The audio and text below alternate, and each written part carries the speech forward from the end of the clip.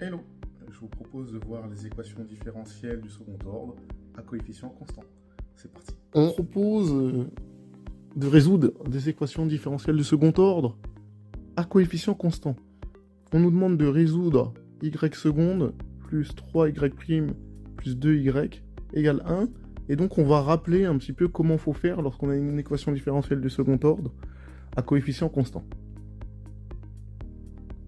Donc la première chose, imaginons que vous avez une équation différentielle du second ordre avec second membre constant et coefficient constant de la forme AY seconde plus BY' plus CY égale D, avec ABCD des constantes réelles. Et bien la première chose, c'est que si vous n'êtes pas sous cette forme, évidemment, vous vous mettez sous la forme AY seconde plus BY' plus CY égale D. Et ensuite, vous allez noter le polynôme caractéristique AZ carré plus BZ plus C. Vous allez calculer évidemment le discriminant et vous allez chercher les racines de ce polynôme. Et donc vous savez que si le discriminant delta est supérieur à 0, votre polynôme caractéristique admet deux racines réelles qu'on va appeler Z1 et Z2. Et à ce moment-là, l'ensemble des solutions de l'équation différentielle sont les applications définies sur R de la forme x donne k exponentielle z1x plus lambda exponentielle z2x plus d sur c. Évidemment, k et lambda sont des constantes réelles. Le z1, c'est la racine que vous allez trouver, et le z2, c'est la racine que vous allez trouver. D sur c, c'est le c de l'équation différentielle et le d de l'équation différentielle. Toutefois, si delta égale 0, le polynôme caractéristique, il admet ce qu'on appelle une racine double, qu'on va appeler Z0. Et du coup, les solutions d'équation différentielle sont les applications définies sur R de la forme x donne k x plus lambda, entre parenthèses, fois exponentielle de Z0x plus d sur c. Encore une fois, k et lambda seront des constantes réelles. Le Z0, c'est la racine, et le d et c, c'est le d et c de l'équation différentielle, évidemment.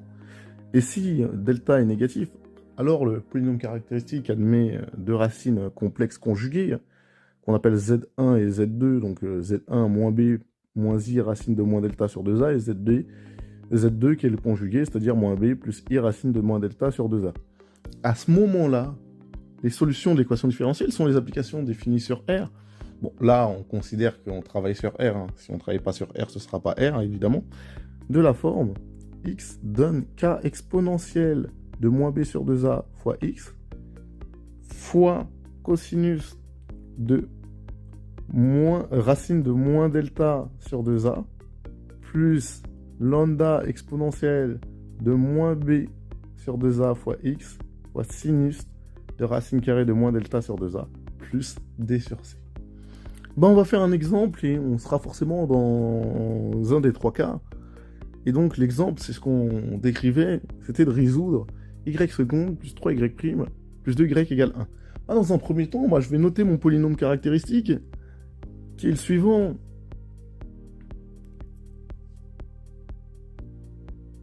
P2z égale z carré plus 3z plus 2. Je vais chercher les racines de ce polynôme, évidemment. Donc, moins 2 et moins 1 sont des racines évidentes. On les voit à l'œil nu.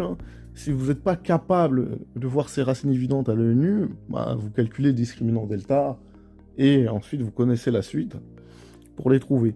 Mais du coup, qu'est-ce que j'ai comme solution maintenant que j'ai les racines ? La solution, ça veut dire que delta il était strictement positif, évidemment, si j'avais deux racines. Et donc, les racines sont réelles. Donc on a delta strictement positif, et ainsi les solutions de l'équation différentielle sont les applications définies sur R par k exponentielle de moins x, d'accord ? Parce que la première racine c'est moins 1, donc moins 1x, plus lambda exponentielle de moins 2x, parce que la racine, évidemment, notre racine c'est moins 2, plus 1 demi, d'accord ? Le 1 demi, c'est le d sur c. Avec k et lambda, des constantes réelles. Et voilà comment je peux résoudre une équation différentielle du second ordre à coefficient constant.